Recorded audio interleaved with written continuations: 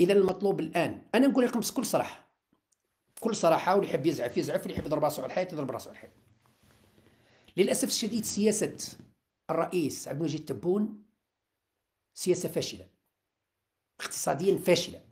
ما نهضروش على امور اخرى اعلاميا وكذا كذا، ما نهضروش، نهضروا فقط في الجانب الثقافي، الجانب الاقتصادي. اقتصاديا فشلنا وخسرنا وتحطمنا. ما حققته الجزائر طوال السنوات او العقود الماضيه تحطم في هذو 5 سنوات.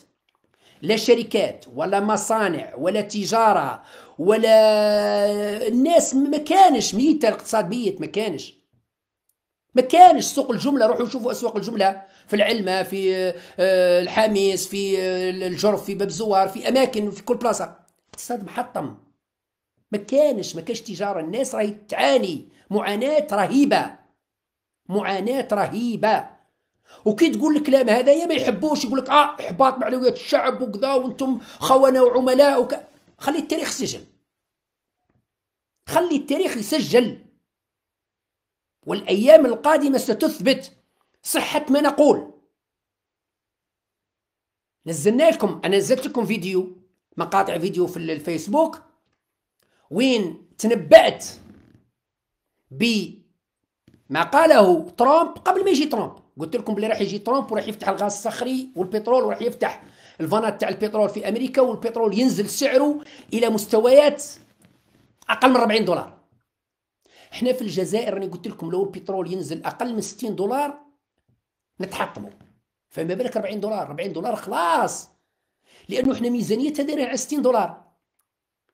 هذه تاع تشغيل الشباب، وتاع جماعه المخدرات، وجماعه الماكثات في البيت، وجماعه قش بخته وفناج المريم، هذا رانا كلها دايرين على 60 دولار، على اساس انه البترول 60 دولار. احنا دايرين في بالنا بلي يعني تبون، مش احنا. انا مانيش داير في بالي، انا من نهار الاول البترول داخل في حياتي. اللي قاعدين مع تبون مجمعين معاه يقول له ما دامك رئيس البترول تحت 60 دولار ما ينزلش. سيد دار حسابه على 60 دولار، داير في باله بال 60 دولار راح تخلد، لان البترول وصل الى 100 دولار. يقول لك خلاص راح يبقى 60 دولار شوكر. يعني ميزانية الدولة ومستقبل الدولة مبني على 60 دولار. إذا نزل البترول أقل من 60 دولار بدولار واحد 59 نتحطموا، فما بالك ب 40 دولار. وأنا قلت لكم باللي البترول راح ينزل إلى 40 دولار، راح ينزل إلى 40 دولار. معناتها هذا المشاكل اللي راها صرات في 5 سنوات هذه تاع التشغيل وتاع كذا وخرطي والتوزيع الريع منا ومنا، راح تولي لنا كابوس، وراح تولي لنا خنجر في خصر الجزائر للاسف الشديد.